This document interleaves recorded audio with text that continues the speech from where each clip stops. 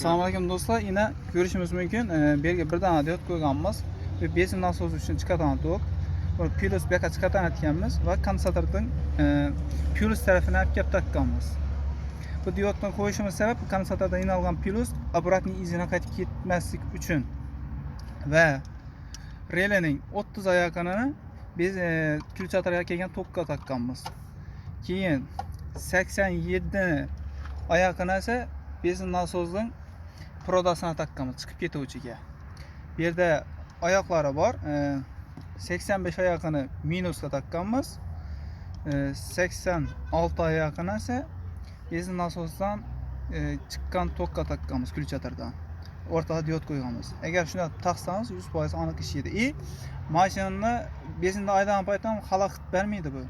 Kondensatorimiz postoyanno ishlab turish uchun chiqarilgan kondensatordan.